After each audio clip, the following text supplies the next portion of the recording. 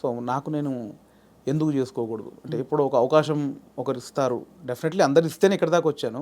But ఇప్పుడు ఇంత మనకు ఒక నాలెడ్జ్ వచ్చిన తర్వాత కూడా వెయిట్ చేయడం ఎందుకు అనేది ఆ 3 సంవత్సరాలు వచ్చిన ఇది అక్కడ సరే నేనే హీరోగా చేసుకుందాం, నేనే రాసుకుందాం, నాకు ఒక కథ రాసుకుందాం, నన్నే ఇలా ప్రజెంట్ చేసుకుంటే దాన్ని చూసి వేషాలు వస్తాయి మళ్ళీ అనే దాంట్లో నేనే ఒక పాయింట్ అనుకుందామని స్టార్ట్ చేసిన జర్నీ.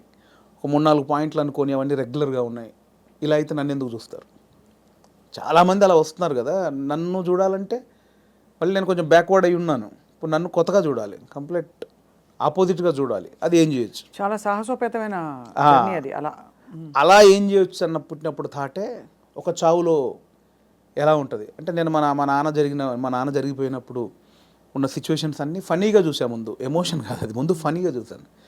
అంటే ఇప్పుడు తెలంగాణలో ఏంటంటే చేదునూరు అని ఉంటుంది. అంటే చుట్టం చూపు వాడు వచ్చినప్పుడు వాళ్ళని ఓదార్చిన తర్వాత చేదునూరు అనేది ఉంటుంది. అంటే ఇంత మందు తీసుకొచ్చి, ఇంత చికెన్ మటన్ తీసుకొచ్చి నా వంతుగా నీకు ఒక భరోసా ఇచ్చి నీ బాధని తొలగించి ఈ వచ్చిన వాళ్ళు ఇస్తారు. అంటే ఆచారం ఏంటంటే అండి, ఇప్పుడు నేనున్నాను, నాకు ఒక మా ఇంట్లో చేదు జరిగింది, ఎవరో చనిపోయి చేదు జరిగింది. మా బావనో మా మామయ్యను బావ మరిది ఎవడు వాడు వచ్చి నన్ను ఓదార్చి సరే బావ జరిగిపోయిందని ఈ బాధను దూరం చేయాలి.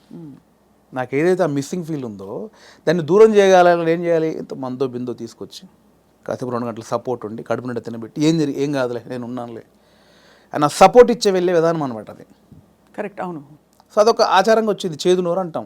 ఇప్పుడు పెద్ద ఫ్యామిలీ అనుకోండి, ఇప్పుడు బాంబేలో ఉంటారు ఒకరు బావంట ఆయన, అక్కడ 10 మంది చుట్టాలు ఉన్నారు, ఇక్కడ చనిపోయింది, కంపల్సరీ రావాలి, వస్తారు, ఈ ప్రక్రియ చేయాలి. ఇప్పుడు 10 మంది 10 రోజులు ఉండలేరుగా, 2 రోజులు చేసి వెళ్ళిపోవాలి. అవును. సో 10 మందిది వీడు తాగాలి, నేను తాగాలి, తినాలి. తాగాల్సిందేనా అంటే బాంబే నుంచి వచ్చాడండి పాపం, మా బావకి ఇలా జరిగిందని ఏదో ఆయన తృప్తికి చేసే. నేను ఒక ముక్కనాన్న తినకపోతే ఆడేమనుకుంటాడు, ఫీల్ అవుతాడు కాబట్టి చేయాలి, కంపల్సరీ. సో ఈ ప్రాసెస్ మా నాన్న జరిగింది అనమాట. మాది పెద్ద కుటుంబం, మా అమ్మకి నేను 9వ వాడిని, మా పెదనాన్నలు 6, మా మేనత్తలు 3. సో మా ప్రతి పెదనాన్నకి ఫ్యామిలీ మినిమం 10 మంది, 7 మంది, 8 మంది, వాళ్ళందరూ వచ్చి ఒక 200 మంది మా కజిన్స్ ఉంటారు, అన్నయ్యలు వదినలు వాళ్ళ పిల్లలు అందరూ వచ్చేసి ఏమైపోయిందంటే ఆ 11 రోజులు మా నాన్నది చనిపోయిన నెక్స్ట్ డే నుంచి మార్నింగ్ ఒక సెటప్, 11 o'clock ఒక సెటప్, 1 o'clock తప్పదు. దీనిలో ఏం జరుగుద్ది? ఇప్పుడు నేనున్నాను, మీరు వచ్చారు, రాగానే సరే బావ ఇలా జరిగిందంటే సరే కూర్చో తాగదు అంటే కాదు కదా, మీరు అడుగుతారు ఎలా జరిగింది బావ ఏంటి అంటే నేను చెప్పాలి, నేను ఇలా ఉన్నట్టు నాన్న చూస్తూ అని ఏడవాలి. ఓకే అయిపోయింది. ఇప్పుడు 12 o'clock ఇంకోటి వచ్చాడు, వాడికి కూడా సేమ్ ఏడవాలిగా.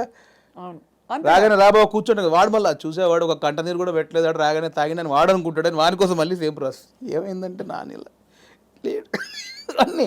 అంటే నాకు అలా ఉంది. ఎలా జరుగుతుందంటే వస్తున్నారు, తాగుతున్నారు, ఏడుస్తున్నారు, తింటున్నారు, పంటున్నారు, ఏడుస్తున్నారు, ఏందిరా అది. అప్పుడు నా చిన్న వయసు 99లో మా నాన్న చనిపోయినప్పుడు ఆ వయసులో నాకు అది అనిపించింది, మీరు సెలబ్రేట్ చేసుకుంటున్నారా, బాధపడుతున్నారా, ఎంజాయ్ చేస్తున్నారా అనేది ఒకటి ఉంది, ఎప్పుడో చూసినది.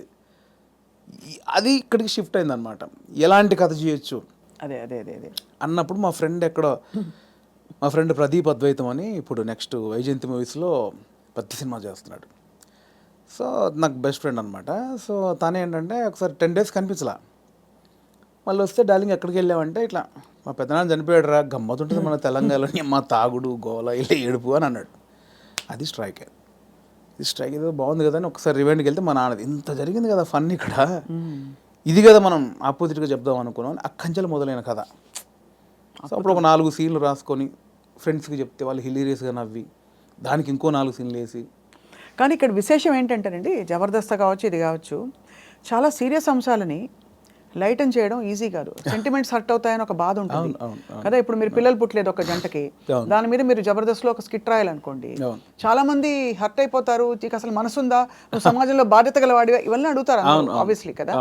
అలాంటిదే చావు కూడా చాలా పర్సనల్, చాలా ఇది. కానీ ఇందులో మీరు ఒక విధమైన హ్యూమరు, లైఫ్లోని చాలా సటిల్గా జరిగిపోయే ఇవన్నీ తీసుకొచ్చారు చూడండి. అది దాన్ని కూడా మన పెద్దవాళ్ళు చెప్పిన నిదర్శనాలు అండి నిజంగా. అంటే ప్రతి విషయంలో మీకు సీరియస్నెస్ ఉంటుంది, కామెడీ ఉంటుంది. ప్రతి ఇన్సిడెంట్లో మీరు కామెడీ, ఇప్పుడు ఇది సీరియస్ అనుకోండి ఒక చావు అనేది, ఎగ్జాక్ట్ లేకపోతే ఒక కామెడీగా తీసుకుందాం, కానీ దానిలో కూడా సీరియస్ ఉంటుంది. ఇది చావు అనేది సీరియస్ అనుకోండి, దానిలో మనం కామెడీ చెప్పాను నేను, కానీ ప్రాపర్గా ఒక కామెడీ ఎపిసోడ్ ఉందనుకోండి, దాంట్లో సీరియస్ కూడా ఉంటుంది. మనం చూసే దృష్టికోణమే. నాకు ఒకసారి ఏమైందంటే అవునన్నా కాదన్నా అనే సినిమాకి మేము ట్రిప్కి వెళ్ళామన్నమాట. సో తేజ గారు, ఉదయ్ కిరణ్ గారు, సుమన్ శెట్టి, నేను, ధర్మవరం సుబ్రహ్మణ్యం గారు.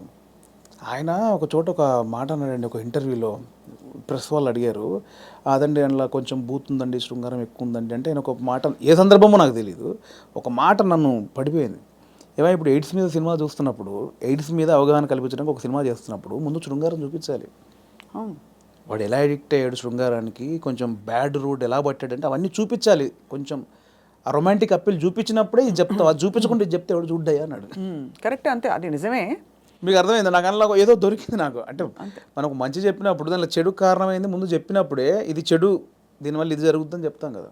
అవును, ఆ మంచిని పట్టుకుంటే సరిపోతుంది. పట్టుకోవాలి. అదే దానికోసం ఇవన్నీ తప్పదు, మేకప్ చేయడం తప్పదు. పలకం కూడా అంత, నేను రాగానే కుటుంబాలు కలుస్తాయంటే ఎవరు చూడరు. కుటుంబం కలవాలి అంటే సోది అనుకుంటారు. దానిలోనే మనం ఏం చేయొచ్చు, ఎలా చెప్పొచ్చు అనేది. కానీ ఎంత ఎంత సూక్ష్మమైన ప్రయాణం మీలో జరిగిపోయింది చూడండి. మీ ఎదుగుదల ద్వారా ఎన్ని విషయాలు మీరు గ్రహించుకున్నారు. మీకు ట్రైనింగ్ లేదు, బ్యాక్గ్రౌండ్ లేదు. అంటే యూజువలీ నేను ఐఎమ్ ఫ్రమ్ థియేటర్ అని చెప్పుకుంటారు చాలామంది.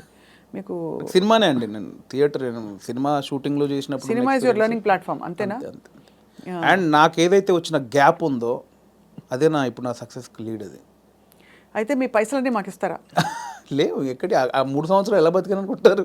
అంటే ఇప్పుడున్న పైసలు ఇచ్చేస్తే మాకు, అప్పుడు మళ్ళీ మీరు కూర్చుని 3 సంవత్సరాలు ఆలోచిస్తే, 3 సంవత్సరాలు కాదు, ఈసారి మీకు 3 నెలలు ఇస్తున్న టైం. అంటే దేవుడికి ఒకటి ఉంటుందండి, దేవుడు ఒకటిసారి ఇస్తారనమాట. అస్తమానం అదే అంటే ఇవ్వడు, ఉన్నే లాక్కని బయలుదేరి అంటాడు. ఒకటేసారి ఇచ్చాడు, ఇక దాన్ని జాగ్రత్త పడాలి. మళ్ళీ 3 సంవత్సరాల గ్యాప్ ఉంటే రాదు ఇప్పుడు, అంతే కదా, రానివ్వరు కూడా. ఇప్పుడు ఇంకా మీరు ఇంకా మిమ్మల్ని తీసుకెళ్ళి జీవితం పెట్టేసాను అక్కడ ఫిల్మ్ ఫేర్. అంటే మీరు ఎంత కోల్పోయి you got the lady home. అంతే కదా, అందుకే నేను లేడీ అంటే తెలుసు కదా, అవును, చాలా బ్లాక్ లేడీ తెలుసు, చాలా మందికి తెలుసు. చెప్పాలి సరే, బ్లాక్ లేడీని తీసుకొచ్చుకున్నారు.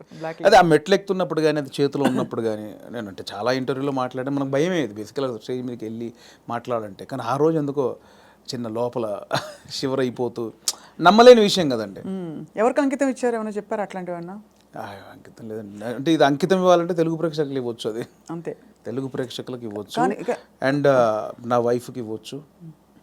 ఎప్పుడు పెళ్ళైంది వేణుగారు మీకు? నాకు 2009, అంటే బిఫోర్ జబర్దస్త్. బిఫోర్ జబర్దస్త్. మీ పెళ్ళైన తర్వాత మీ లైఫ్ జబర్దస్త్గా మారింది, అంతేనా? ఇందులో 2 అర్థాలు ఉన్నాయి. అందరికీ రకరకాలుగా మారింది. మేడం గారు పాప నన్ను చూసి తిట్టుకుంటారేమో. మేడం గారికి కంగ్రాచులేషన్స్ చెప్తున్నాను. మీ వైఫ్ పేరండి? శ్రీలత. శ్రీలత గారికి కంగ్రాచులేషన్స్, మీ వారు సాధించి ఛేదించి చూపించారు. అది డెఫినెట్లీ నా వైఫ్ సపోర్ట్ 101% ఉందండి. ఈ 5 years జర్నీలో నేను ఏది పట్టించుకోలేదు బేసిక్గా. అవునా? ఏది పట్టించుకోలేదు ఇన్ సెన్స్, అంటే ఇప్పుడు డబ్బు ఉండగానే అన్ని కాదు. ఇది ఒక్కటి కట్ చేసి మేము thumbnail పెడితే ఏముంటుంది? మా వైఫ్ నన్ను ఈ 5 ఏళ్లలో అస్సలు పట్టించుకోలేదు. మీరు ఏదైనా పెట్టొచ్చండి, నేను అడిగింది మీరు పెట్టరు, నేను వద్దన్నది మీరు ఆపరు. జోక్ నాకు అంటే మిమ్మల్ని చూస్తే మా అందరికీ జబర్దస్త్ స్ఫూర్తి వచ్చేస్తుంది అనమాట. నా వైఫ్ సపోర్ట్ 100% ఉంది. తను నాకు ఎక్కువ బర్డెన్ ఇవ్వలేదు, పిల్లల విషయంలో కానీ ఫ్యామిలీ విషయంలో కానీ నన్ను అర్థం చేసుకుంది పాపం.